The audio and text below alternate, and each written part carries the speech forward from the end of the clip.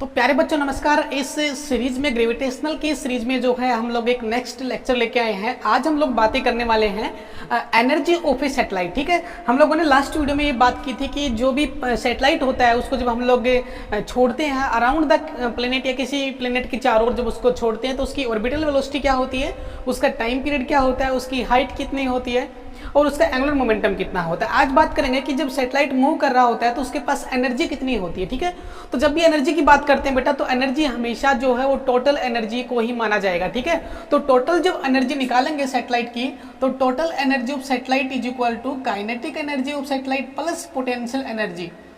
यानी जब भी कोई सैटेलाइट जब अर्थ के अराउंड मूव करता है तो उसके पास में काइनेटिक एनर्जी तो होती है, क्योंकि उसके पास में कुछ वेलोसिटी है, कुछ उसका मास है, तो इस वजह से काइनेटिक एनर्जी तो डेफिनेटली होगी। लेकिन हम लोगों को पता है कि अर्थ के सरफेस से किसी हाइट पे किसी बॉडी को रखते हैं तो it consist A potential energy, mgh की फॉर्म में एक पोटेंशियल एनर्जी उसके पास होती है। तो सैटेलाइट भी जो होता है अर्थ के सरफेस से ऊपर होता है तो उसके पास कुछ पोटेंशियल एनर्जी भी होती है। और सैटेलाइट जब घूमता रहता है तो हर टाइम पे उसकी जो हाइट है वो सेम रहेगी, इस वजह से उसकी पोटेंशियल एनर्जी कांस्टेंट रहती है। तो हम जानते हैं कि जो काइनेटिक एनर्जी जो होती है वो होती है आपकी half mv square plus potential जो एनर्जी होती है वो होती है -gmm/r²। ठीक है ना, ये वाला। अब देखिए यहाँ से हम लोग क्या करेंगे, टोटल एनर्जी निकालेंगे हाफ mv² -gmm/r²। अब यहाँ पे क्या करते हैं, देखो यहाँ पे ये जो वेलोसिटी है, ये वेलोसिटी इसकी वैल्यूज पुट कर देते हैं। ठीक है ना, वेलोसिटी का मतलब ऑर्बिटल जो वेलोसिटी होती है वो कितनी होती है बताओ, ये होती है आपकी gm/ क्या होती है r²। ऑर्बिटल जो वेलोसिटी होती है वो क्या होती है gm/r होती है। ठीक है ना, तो ऑर्बिटल वेलोसिटी का फॉर्मूला पुट कर दीजिए इसमें, तो हमारे पास टोटल जो एनर्जी वो आएगी half into m into gm/r minus, sorry यहाँ पे कितना आएगा, एक r आएगा यहाँ पे, और gmm में कितना आएगा r। ठीक है, तो यहाँ पे जो फॉर्मूला बन रहा है आपका 1/2 gmm/r, यहाँ पे gmm/r, यानी यहाँ पे जो है हाफ टर्म है, यहाँ पे जो एक सिंगल टर्म है, तो हाफ में से सिंगल टर्म को लेस करेंगे तो माइनस का हाफ बचेगा। तो टोटल एनर्जी का जो फॉर्मूला हमारे पास आएगा वो आएगा माइनस का gmm/2 into r। This is your total energy. अब एक बार आप टोटल एनर्जी को और जो है काइनेटिक एनर्जी को ध्यान से देखिए। काइनेटिक एनर्जी का जो फॉर्मूला अगर मैं यहाँ पे लिखूँ तो होगा क्या होगा आपका gmm/2r, और पोटेंशियल एनर्जी का फॉर्मूला लिखूँ तो यहाँ पे आएगा माइनस का gmm/r, और यहाँ पे टोटल एनर्जी का फॉर्मूला जब लिख रहा हूँ तो मुझे मिलेगा माइनस का gmm/2r। मतलब क्या हुआ कि काइनेटिक एनर्जी जो होती है वो ऑलवेज पॉजिटिव होती है, कभी नेगेटिव नहीं होती, तो हमने पॉजिटिव लिया है। लेकिन अब अगर आप ध्यान से देखो तो काइनेटिक एनर्जी और काइनेटिक एनर्जी और टोटल एनर्जी को ध्यान से देखो तो वो दोनों सिमिलर है। देखो केवल एक नेगेटिव साइन का फर्क है, यानी काइनेटिक एनर्जी जितनी होती है उतनी ही आपकी टोटल एनर्जी होती है, लेकिन विद नेगेटिव साइन। ठीक है ना, काइनेटिक एनर्जी कभी नेगेटिव होती नहीं है तो वो पॉजिटिव रहेगी। जितनी काइनेटिक एनर्जी पॉजिटिव होती है उतनी ही टोटल एनर्जी नेगेटिव होती है। और पोटेंशियल एनर्जी निकालनी हो तो टोटल में से काइनेटिक को लेस कर दीजिए, आपको पोटेंशियल मिल जाएगी। वैसे भी पोटेंशियल एनर्जी आप जानते हैं। So these are the equation for energy of the satellite. तो टोटल एनर्जी के लिए आपको ये वाला याद रखना है। ठीक है, अब देखिए अगर आपको एनर्जी पता है टोटल एनर्जी, तो यहाँ पे एक छोटी सी टर्म और आती है जिसको हम लोग बोला करते हैं बाइंडिंग एनर्जी। क्या बोला करते हैं भाई, binding energy of the satellite. Binding energy का मतलब होता है it is the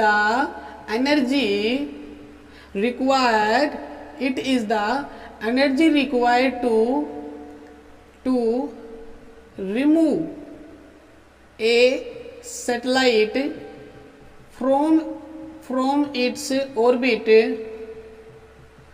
two infinity. मतलब किसी भी सैटेलाइट को अगर उसके ऑर्बिट में से हम लोग निकाल लें, देखिए कोई सैटेलाइट जब मूव कर रहा होता है तो उसके पास में कुछ एनर्जी होती है, उस एनर्जी को हम लोग बोलते हैं टोटल एनर्जी ऑफ सैटेलाइट। अब मुझे उस सैटेलाइट को वहां से हटाना है, ठीक है ना, वहां से उस सैटेलाइट को निकालना है, हटाना है, तो मुझे इतनी एनर्जी तो कम से कम चाहिए ही। जितनी एनर्जी उसके पास में है, उसके पास में माइनस की मान लीजिए 100 जूल एनर्जी है, तो मुझे प्लस 100 जूल एनर्जी देनी पड़ेगी उसको। जितनी उसके पास में एनर्जी है उतनी ही एनर्जी मुझे देनी पड़ेगी, तभी वो वहां से रिमूव होकर आएगा और उसको इन्फिनिटी पे लेके जाना है ताकि वो वापस उसके पास ना जाए। तो उसको हम लोग बोलते हैं बाइंडिंग एनर्जी। तो बाइंडिंग एनर्जी का जो फॉर्मूला होता है वो होता है minus of total energy. Total energy का नेगेटिव कर दो तो टोटल एनर्जी पहले से नेगेटिव है तो प्लस हो जाएगी gmm/2r। This is the formula for binding energy of satellite, ठीक है। तो टोटल एनर्जी और बाइंडिंग एनर्जी हमको ऐसे निकालनी, ठीक है। तो ये था आपका टोटल एनर्जी निकालने का फॉर्मूला और बाइंडिंग एनर्जी निकालने का फॉर्मूला। अब हम लोग जो है चैप्टर में आगे बढ़ते हैं। अब हमारा जो नेक्स्ट टॉपिक होगा वो क्या होगा, टाइप ऑफ ए सैटेलाइट, ठीक है ना। क्या होगा, टाइप ऑफ सैटेलाइट। अब आप सोचोगे कि टाइप ऑफ सैटेलाइट तो सर हमने पहले कर लिया था टाइप ऑफ सैटेलाइट, तो वहां पे जो हमने टाइप ऑफ सैटेलाइट किया था वो क्या था, उसकी बनावट के बेस के ऊपर कि भाई वो जो है नेचुरल होता है कि आर्टिफिशियल होता है, कि हमने बनाया है कि नेचर ने बनाया उसको। तो नेचर ने बनाया वो नेचुरल होता है और हमने बनाया वो क्या होता है, आर्टिफिशियल होता है। लेकिन अभी जो हम लोग टाइप पढ़ रहे हैं वो हम लोग पढ़ रहे हैं आर्टिफिशियल की। जो आर्टिफिशियल सैटेलाइट होते हैं वो कितने टाइप के होते हैं, तो वो होते हैं 2 टाइप के। नंबर 1 पे होता है आपका जियो स्टेशनरी सैटेलाइट। एक तो होता है आपका जियो स्टेशनरी सैटेलाइट, ये भी आर्टिफिशियल है। और नंबर 2 पे यहाँ पे लिख रहा हूँ, यहाँ पे क्या होता है, पोलर सैटेलाइट। क्या होता है भाई, पोलर सैटेलाइट। 2 टाइप के सैटेलाइट होते हैं, एक जियो स्टेशनरी सैटेलाइट होता है, एक आपका पोलर सैटेलाइट होता है। अब इन दोनों को हम लोगों ने अलग अलग कैटेगरी में डिवाइड किया। इसका कारण क्या है, इसका कारण होता है इसका यूज, ठीक है ना, कि इनमें से हम लोग एक सैटेलाइट का हम लोग कुछ और यूज में लेते हैं और इसका हम लोग कुछ और यूज करते हैं। That's why we can differentiate these artificial satellites in 2 parts. Okay, so what is the difference between satellites geostationary and polar satellites, ठीक है ना। अब इसको जानने की कोशिश करते हैं। जैसे कि इसका नाम आपको दिख रहा है जियो स्टेशनरी, यानी जैसा नाम है वैसा ही इसका काम है, ठीक है।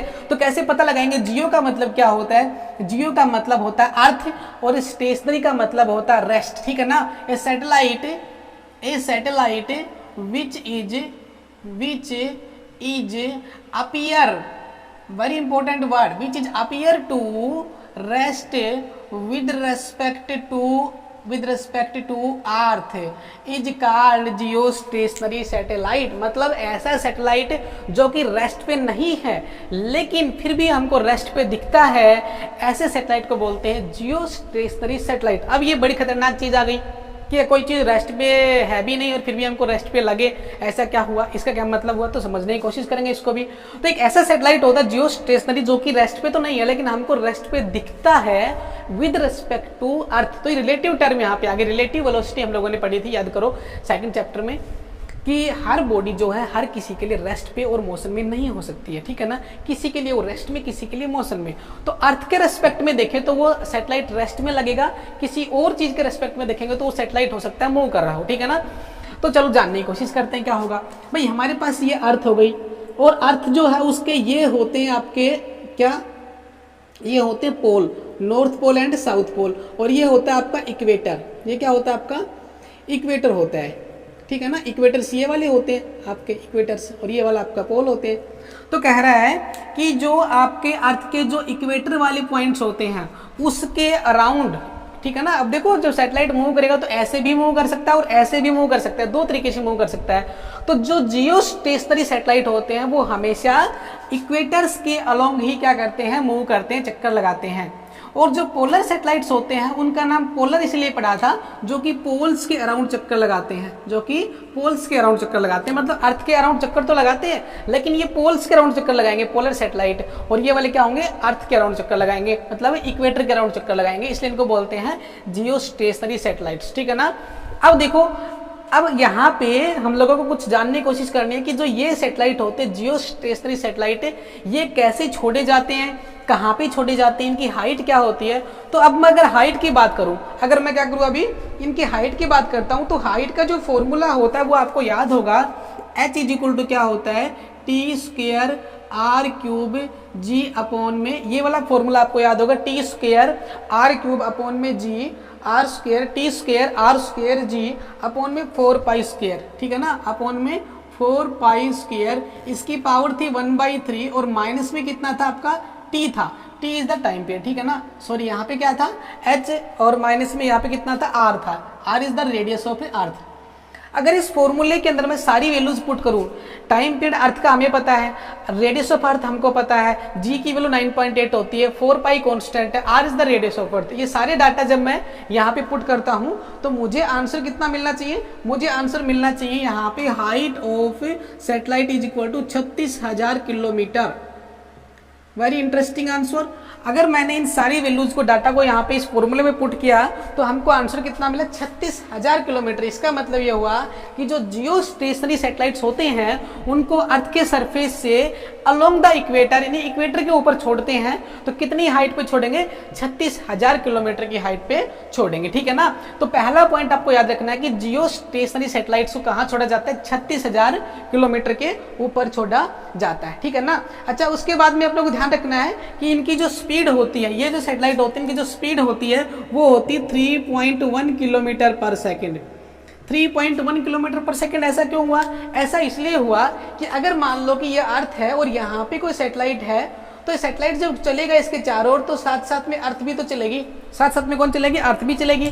तो कह रहा है कि जितनी स्पीड अर्थ की होती घूमने की उतनी ही स्पीड इस सैटेलाइट की होगी, तभी तो क्या होगा, वो दोनों बराबर साथ साथ चलेंगे ना। अगर मान लीजिए कि हमने एक सैटेलाइट जो है यहाँ पे छोड़ दिया और हम यहाँ पे खड़े हैं, अब अर्थ घूमेगी तो हम भी साथ साथ घूमेंगे और साथ साथ सैटेलाइट भी घूमेगा।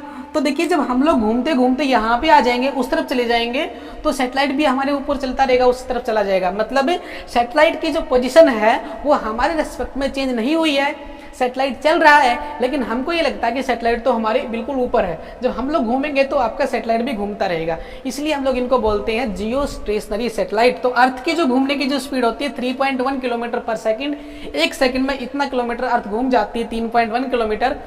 तो आपका जो सैटेलाइट है जियो स्टेशनरी वो भी इतनी स्पीड से ही घूमेगा, इसीलिए उसको पर्टिकुलरली इतनी हाइट पे छोड़ा गया। उसको अगर हम लोग कम हाइट पे छोड़ देते तो उसकी स्पीड बढ़ जाती तो वो अपने को चलता हुआ दिखता। दूसरा, अगर उसको ज्यादा हाइट पे छोड़ देते और तो उसकी स्पीड और कम हो जाती, तो उसको वो जो है उसकी स्पीड जो है और कम हो जाती, तो वो हमारे साथ नहीं चल पाता, ठीक है। ये इसकी क्या है, कंडीशन है। एग्जाम्पल के लिए मैं बताऊं तो आपका जो इनसेट बी जो है आपका इंडिया का सैटेलाइट है, एक जियो स्टेशनरी सैटेलाइट है जिसको हमने अर्थ के सरफेस से इक्वेटर के ऊपर छोड़ा हुआ है, ठीक है। कितनी हाइट पे, 36,000 किलोमीटर की हाइट पे। अब कहता है कि ये सैटेलाइट जो काम क्या आएगा, ये सैटेलाइट काम क्या आएगा, तो these satellites are used for communication purpose. बहुत इंपॉर्टेंट है कि भाई हम लोगों ने इस सैटेलाइट को क्यों छोड़ा वहां पे, इसलिए छोड़ा कि कम्युनिकेशन पर्पज के लिए। मोबाइल है, रेडियो है, टीवी है, इस तरह के जो कम्युनिकेशन जो चैनल्स होते हैं, डिवाइस होते हैं, उनको यूज करते हैं इन सैटेलाइट्स के। ये सैटेलाइट होते हैं यही कंट्रोल करते हैं उन सबको, ठीक है ना। क्योंकि ये हमारी जो सरफेस ऑफ अर्थ का जो हमारे वाला हिस्सा है जहाँ पे हम रहते हैं उसके बिल्कुल ऊपर रहता है। तो हमारी जितने भी यहाँ पे प्रोग्राम चल रहे हैं, यहाँ पे जितनी भी चीजें घटनाएं हो रही हैं, उन सभी की वीडियोग्राफी, उनकी सभी की पिक्चर्स जो है यहाँ से रिकॉर्डिंग करके वो पूरी दुनिया में भेज सकता है, ठीक है ना। इसलिए इनको बोलते हैं कम्युनिकेशन पर्पज के लिए यूज होने वाले सैटेलाइट्स, ठीक है। क्लियर भाई, बात समझ में आ गई। अब देखो यहाँ पे जो आपका सैटेलाइट जो है,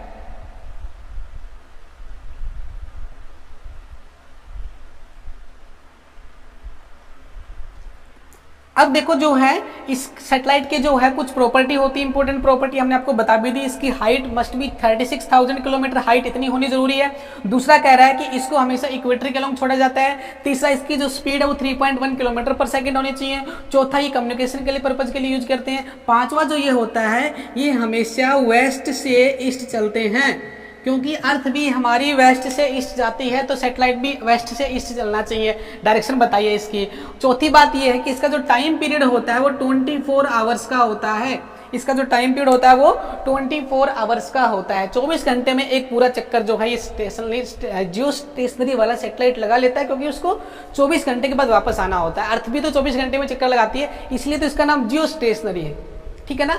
अब हम लोग बात करेंगे पोलर सैटेलाइट्स की। पोलर सैटेलाइट्स जो होते हैं, ऐसे सैटेलाइट्स जो होते हैं अलोंग द पोल जो होते हैं, पोल्स के अलोंग जो है घूमते रहते हैं। इनकी जो हाइट होती है वो कम से कम 500 से लेके और 800 किलोमीटर तक होती है। देखिए ये जो सैटेलाइट था 36,000 पे छोड़ा गया, इस सैटेलाइट को हम लोग 500 से 800 किलोमीटर की रेंज पे छोड़ते हैं। ये नॉर्थ पोल या साउथ पोल के ऊपर छोड़ा जाता है। ये नॉर्थ और साउथ पोल्स के अलोंग घूमते हैं, इसलिए इनका नाम पोलर सैटेलाइट है। तीसरी बात ये होती है कि ये एक दिन में 7 to 8 टाइम्स जो है चक्कर लगा लेते हैं अर्थ के।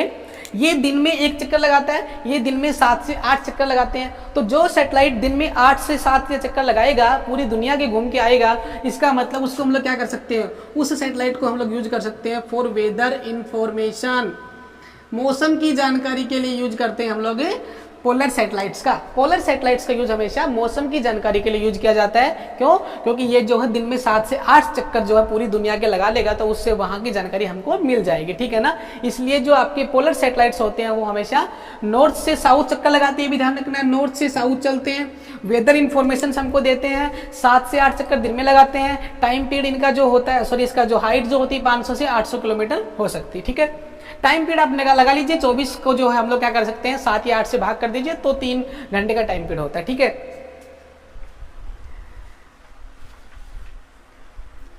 क्लियर भाई? तो ये था आपका जो है type of satellite on the basis of their property के बेस पर उनका अलग अलग काम है, इसलिए हम लोगों ने जो है 2 कैटेगरी में इनको डिवाइड किया है आर्टिफिशियल सैटेलाइट्स, ठीक है।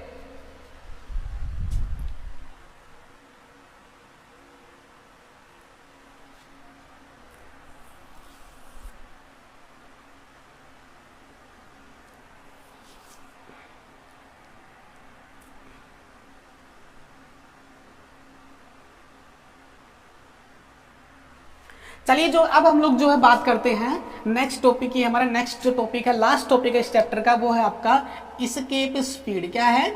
एस्केप स्पीड, ठीक है। एक तो हमने पढ़ी थी ऑर्बिटल स्पीड लास्ट वीडियो में, अभी एक हम लोग पढ़ेंगे कौन सी? Escape speed. तो इसका मतलब क्या होता है? It is the minimum speed given to a body that it moves outward from earth atmosphere and never comes back। कह रहा है कि किसी भी सैटेलाइट को हम लोग कि किसी बॉडी को हम लोग अर्थ के सरफेस से ऊपर फेंकते हैं तो वो वापस नीचे आ जाती है। क्यों?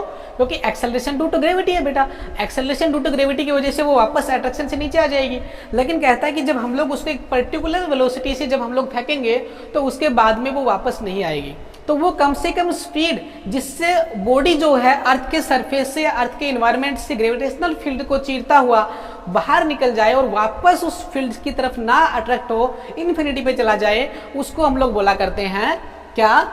Escape speed. एस्केप का मतलब होता है बाहर चले जाना, ठीक है ना। तो अर्थ के सरफेस से बाहर जाने के लिए, इन्फिनिटी पे जाने के लिए, कि वापस वो नहीं आए, तो उसको कितनी मिनिमम स्पीड दूं? अब मान लो कि मिनिमम स्पीड मुझे इसको 5 किलोमीटर पर सेकंड की स्पीड देनी है, तो अगर मैं 5 की बजाय 10 दे दूंगा तो जाएगा ही जाएगा, 16 दे दूंगा तो भी जाएगा, लेकिन 5 से कम दूंगा तो नहीं जाएगा, वापस अर्थ पे आ जाएगा। तो कम से कम जो स्पीड हमको देनी है उसको हम लोग बोलेंगे एस्केप स्पीड, यानी मिनिमम स्पीड, ठीक है ना। अब देखो, मान लो कि मेरे पास में ये अर्थ है और अर्थ के सरफेस की जो हाइट है यहाँ पे, मान लो अर्थ का रेडियस r हो गया और मास m हो गया। ये कोई सैटेलाइट है, इस सैटेलाइट को अर्थ के सरफेस से चला रहा हूँ मैं, यहाँ पे सेंटर से नहीं उठा रहा हूँ, सरफेस से उठा रहा हूँ। मतलब r जो डिस्टेंस है उससे उठा के, और मैं कहाँ लेके जा रहा हूँ? मुझे इसको इन्फिनिटी पे लेके जाना है। इन्फिनिटी का मतलब होता है बहुत दूर लेके जाना है ताकि ये वापस अर्थ के ऊपर ना आए। तो मुझे जो है क्या करना है, यहाँ से यहाँ तक ले जाने में जितना मुझे वर्क करना पड़ेगा, यहाँ से वहां तक ले जाने में जितना मुझे वर्क करना पड़ेगा वो वर्क निकालना पड़ेगा। तो यहाँ से यहाँ तक तो मैं निकाल नहीं सकता, पॉइंट r से लेके इन्फिनिटी तक। तो मैं क्या करता हूँ, कोई बीच में पॉइंट लेता हूँ x से लेके और x प्लस dx, यानी x डिस्टेंस से लेके और dx डिस्टेंस तक, थोड़ी सी डिस्टेंस तक के लिए मैं इसका वेक्टर निकाल लेता हूँ dw। तो dw क्या होता है बताओ? dw is equal to force into displacement into cos of theta. जब मैं बॉडी को ऊपर लेके जा रहा हूं तो मैं ऊपर फोर्स लगा रहा हूं और बॉडी भी ऊपर जा रही है, तो एंगल जो वो 0 डिग्री हो जाएगा। ये बचेगा आपका dw is equal to force into displacement. अब देखिए फोर्स क्या होता है, इस पॉइंट के ऊपर अगर प्लेनेट था, सॉरी सैटेलाइट था, तो उस सैटेलाइट के ऊपर ये जो अर्थ जो कितना फोर्स लगाएगी बताओ? जी m इंटू एम अपॉन में x का स्क्वायर इंटू कितना है? dx है, ठीक है ना भाई। जो डिस्टेंस है वो सैटेलाइट की इस पॉइंट पे वो अर्थ के सेंटर से कितना है? x मान लेता हूं, तो x हो गई। और ये जो है आपका पीछे क्या लगा हुआ है? dx लगा हुआ है। अब ये आपका स्मॉल वर्क डन है, कहां से कहां तक? यहां से लेके यहां तक, मतलब पॉइंट मान लेता हूं मैं, ये वाला पॉइंट p है और ये वाला पॉइंट q है। छोटा सा डिस्प्लेसमेंट मैंने कवर किया है, p से लेके q तक, x से लेके dx डिस्टेंस तक। तो मुझे कितना वर्क करना पड़ा? dw वर्क करना पड़ा, लेकिन मुझे तो टोटल वर्क निकालना है, तो मुझे क्या करना पड़ेगा? इंटीग्रेट करना पड़ेगा। तो इंटीग्रेशन कर दीजिए इसका, ये वाला कितना है? w इज इक्वल टू कहां से कहां तक करना है बताओ? r से उठा के कहां लेके जाना है? इन्फिनिटी पे उठा के लेके जाना है। कॉन्स्टेंट को मैं बाहर निकाल लेता हूँ जी एम एम, अंदर बचेगा 1/x² इंटू dx, r से उठा के ले जाना इन्फिनिटी तक। इंटीग्रेशन आपको आता ही है, ये आपका आएगा GMM और इसका इंटीग्रेशन क्या आएगा बताओ 1/x और यहाँ पे आएगा माइनस का साइन और r से लेकर इन्फिनिटी। देखो x की पावर 2 है, ऊपर जाके पावर -2 हो जाएगी, -2 में एक जोड़ दीजिए तो क्या वापस -1 हो जाएगी, -1 को नीचे लिखेंगे तो x की पावर +1 हो जाएगी, तो मैं नीचे ले आया। और एक पावर जो है वो जो नीचे लिखेंगे आपकी -2 +1 वो नीचे भी लिखेंगे, उसका जो -1 है वो आगे आ गया है और ये मैंने इसको लिख दिया। अब इसमें लिमिट लगा दीजिए, अपर लिमिट और लोअर लिमिट, तो -GMM ये बचेगा 1/∞ माइनस का 1/r। अब 1/∞ तो 0 होता है, 0 हो गया, ये कितना हो गया 1/r माइनस का माइनस माइनस प्लस होगा तो ये आएगा GMM अपॉन में r, GMM अपॉन में क्या होगा r होगा। This is the work done on moving a satellite from a surface of the earth to the infinity. यहां से उठा के वहां तक ले जाने में मुझे इतना वर्क करना पड़ेगा, ठीक है ना, इतना वर्क मुझे करना पड़ेगा, ठीक है ना। अब देखो क्या होगा, अगर मुझे इतना वर्क करना पड़ेगा तो बताइए कि ये जो वर्क मैंने किया है ये वर्क किस में चेंज होगा। भाई मैंने कोई वर्क किया तो वर्क कहाँ पे होगा, कुछ ना कुछ वर्क तो होना ही चाहिए। तो जो मैंने वर्क किया इसको ऊपर ले जाने में, उस वर्क का क्या हुआ, उससे काइनेटिक एनर्जी आई। भाई सैटेलाइट को मैं ऊपर लेके जा रहा हूँ इतनी वेलोसिटी से, तो उसमें कुछ ना कुछ चेंज आया होगा, उसने कुछ काम किया होगा, जो वर्क है वो कितना इतना है, और वो वर्क किस में कन्वर्ट हो गया, वो वर्क कन्वर्ट हो गया काइनेटिक एनर्जी में, वो वर्क का हो गया काइनेटिक एनर्जी में कन्वर्ट हो गया। तो काइनेटिक एनर्जी के बराबर होगा ये वाला वर्क। तो मैं यहाँ पे लिखूंगा कि काइनेटिक एनर्जी जो होती है वो कितनी होती है, ½ mv² is equal to work कितना है GMM अपॉन में कितना है r है, GMM अपॉन में कितना है r है। स्मॉल m से स्मॉल m काट दीजिए और इस वेलोसिटी को हम लोग बोल देंगे VE, मतलब एस्केप वेलोसिटी है आपकी, तो VE इज इक्वल टू आएगा 2GM अपॉन में r का स्क्वायर द रूट। ध्यान से इस फॉर्मूले को देखो, VE is equal to 2GM upon में r का रूट। अगर मैं याद करूं ऑर्बिटल वेलोसिटी को, तो ऑर्बिटल वेलोसिटी का फॉर्मूला क्या होता था बताओ, ऑर्बिटल वेलोसिटी का फॉर्मूला होता था GM अपॉन में r का रूट। अगर मैं √2 को अलग कर लूँ तो फॉर्मूला बनेगा √2 इंटू VO, यानी ऑर्बिटल वेलोसिटी गिवन है तो इसके वेलोसिटी निकालना बहुत इजी है, और इसके वेलोसिटी गिवन है तो ऑर्बिटल वेलोसिटी निकालना बहुत इजी है। तो फॉर्मूला आएगा VE is equal to √2 into V0। So this is the formula for escape velocity. अगर मैं चाहूँ तो इस फॉर्मूले में कुछ चेंज कर सकता हूँ। इस वाले फॉर्मूले में VE is equal to 2 into upon में r, GM कितना होता है, GM होता है स्मॉल g इंटू r का स्क्वायर, एक r से एक r कैंसिल हो गया, ये आ गया 2g इंटू r का रूट। ये आपका एस्केप वेलोसिटी का सिंपल फॉर्मूला हो गया 2gr का रूट।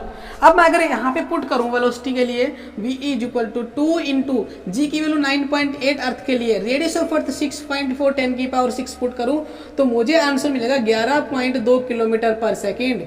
11.2 किलोमीटर पर सेकेंड मतलब है अर्थ के सरफेस से अगर मुझे किसी बॉडी को बाहर फेंकना है कि वो वापस ना आए, तो उसके लिए उसकी जो एस्केप वेलोसिटी होगी 11.2 किलोमीटर पर सेकेंड होगी। कम से कम इतनी स्पीड से मुझे उसको अर्थ के सरफेस से बाहर फेंकना पड़ेगा। जितनी बॉडी का मास ज्यादा होगा, सॉरी बॉडी नहीं, जितना प्लेनेट का मास ज्यादा होगा उतना ही उस बॉडी को बाहर फेंकने के लिए वेलोसिटी की ज्यादा जरूरत पड़ेगी, क्योंकि जो एस्केप जो वेलोसिटी है वो बॉडी के मास पे डिपेंड नहीं करता, वो सैटेलाइट के मास पे डिपेंड नहीं करता, वो आपका अर्थ के मास पे डिपेंड करता है, प्लेनेट के मास पे डिपेंड करता है, प्लेनेट के साइज पे डिपेंड करता है। ठीक है, तो देखो सन जो है आपका सन बहुत बड़ा साइज में है, तो सन के लिए जो एस्केप वेलोसिटी है वो क्या होती है 618 किलोमीटर पर सेकेंड। अर्थ के लिए आपकी वैल्यू होती है 11.2 किलोमीटर पर सेकंड। वही सन के लिए जो है इसकी वैल्यू बहुत ज्यादा है, क्योंकि सन का जो साइज बहुत बड़ा है, उसके लिए किसी बॉडी को उसके सरफेस से बाहर फेंकना एनवायरनमेंट से बहुत ज्यादा स्पीड से फेंकना पड़ेगा। हर प्लेनेट के लिए एस्केप स्पीड अलग अलग होती है, depends upon the mass and radius of the given planet. Body के ऊपर डिपेंड नहीं करता, आप हाथी को फेंक रहे हैं, आप चींटी को फेंक रहे हैं, कोई फर्क नहीं पड़ता, आपको 11.2 की स्पीड से ही फेंकना पड़ेगा, तभी वो वापस नहीं आएगी, अदरवाइज वो वापस आ जाएगी। तो ये थी आपकी एस्केप वेलोसिटी। अब चाहो तो जो है इस एस्केप वेलोसिटी को जो है हम लोग एस्केप वेलोसिटी का जो फॉर्मूला है हम लोग किसी दूसरे तरीके से भी निकाल सकते हैं। वो क्या होता है कि जिस टाइम पे मैंने सैटेलाइट को यहाँ से छोड़ा है और उस टाइम पे वहाँ पे मैं उसको इन्फिनिटी पे देख रहा हूँ, तो दोनों पॉइंट के ऊपर जो है उसकी जो एनर्जी जो रहेगी वो क्या रहेगी, कांस्टेंट रहेगी। तो अगर मैं एनर्जी का जो कंजर्वेशन का जो ला लगाऊंगा तो मुझे क्या फॉर्मूला मिलेगा, तो देखो जब सैटेलाइट इन्फिनिटी पे चला जाएगा तो उसके पास में टोटल एनर्जी कितनी हो जाएगी बताओ, 0। दैट इज इक्वल टू यहाँ पे कितनी थी बताओ, ½ mv का स्क्वायर, ये आपकी काइनेट ये एस्केप स्पीड थी, और प्लस में आपका ये कितना आपका जी एम अपॉन में आर, ये माइनस का आ जाएगा। पोटेंशियल एनर्जी कितनी है बताओ, पोटेंशियल एनर्जी तो नेगेटिव हो जाएगी और यहाँ पे आपकी एस्केप स्पीड आ जाएगी, ठीक है ना। इसको सोल्व करेंगे तो क्या होगा, 1/2 mv का square is equal to G M upon में आर, ये वही आ गया। तो वी इज इक्वल टू क्या आ गया, 2gm अपॉन में आर का रूट, ठीक है ना। यहाँ पे कैपिटल आर और यहाँ पे कैपिटल आर, ठीक है। तो फॉर्मूला वही बनेगा एस्केप वेलोसिटी का, ठीक है, √2gm अपॉन में आर, और चाहो तो √2 इंटू क्या कर सकते हो, वी ओ भी कर सकते हो, ठीक है। तो एस्केप स्पीड निकालने का एक तरीका ये वाला भी, कंजर्वेशन ऑफ एनर्जी लगा के, और एक सिंपल इससे पहले वाला जो तरीका हमने बताया था वो भी तरीका हो सकता है, ठीक है। तो ये था आपका क्या निकालने का, एस्केप स्पीड निकालने का फॉर्मूला, ठीक है ना। तो ये था आपका लास्ट टॉपिक इस चैप्टर ग्रेविटेशनल का, जो ग्रेविटेशन जो था आपका चैप्टर वो कंप्लीट हो गया आज। और अब जो है नेक्स्ट जो हम लोग चैप्टर नंबर 8 पढ़ेंगे, चैप्टर नंबर 7 की बजाय हम लोग चैप्टर नंबर 8 की सीरीज स्टार्ट कर रहे हैं, थर्मोडायनेमिक्स, ठीक है। तो तब तक के लिए thank you, have a nice day, जुड़े रहिए।